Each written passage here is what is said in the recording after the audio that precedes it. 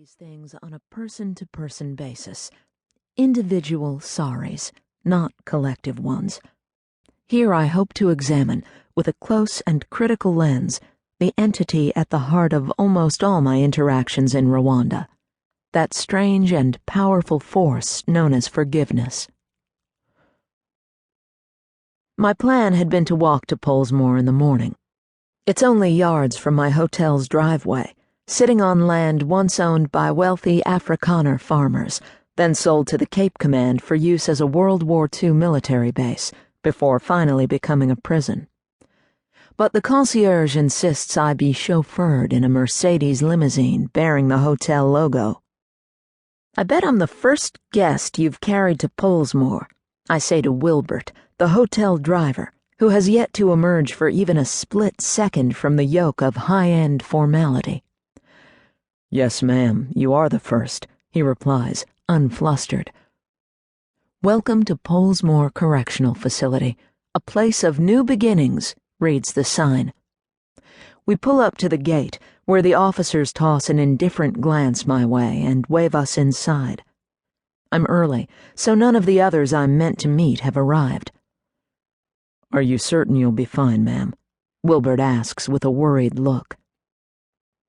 Pollsmoor has an outsized reputation for vicious violence, mostly due to its highly ritualized gangs, known as the Numbers. It's said that the 26s are responsible for gambling, smuggling, and accruing wealth.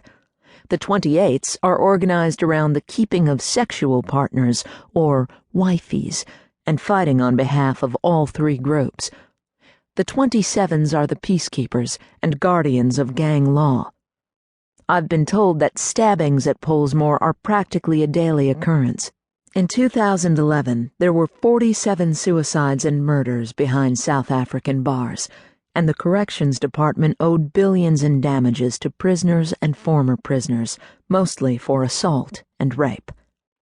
The government has no policy on the prevention of sexual violence in prisons, and infecting a prisoner with HIV is said to be a form of gang punishment. The tuberculosis transmission risk is 90%, and 32% of prisons lack a doctor or nurse. Assuring Wilbert that I will be fine, I take a seat on a plastic bench beside the main security booth. I survey the area. Built for 4,500 people, but home to nearly double that, Pollsmoor still resembles a massive military compound, a compendium of bastions and barbed wire.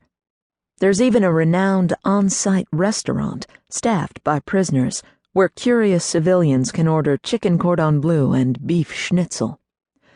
The backdrop of exquisite mountain ranges is staggering. The whole prison is reminiscent of refuse discarded in the middle of Eden. Another American volunteer arrives. He's from California, and he wields a Bible. "God called me here," he explains, as if saying, "I caught the red-eye."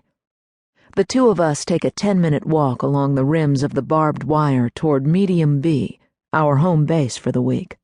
The door is at the end of a narrow, fenced alleyway.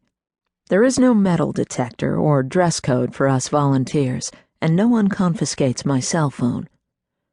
We enter a mess hall-like room where my nose reacts to the fusty air, thick and mildly rotten. A banner reads, "Restorative Justice, working toward reconciliation and reintegration." I lay eyes on something depressingly familiar from American prisons. A sea of black and brown faces above uniforms. Less than 10% of South Africa's prison population is white. The uniforms are tangerine orange, stamped with corrections in a circular design.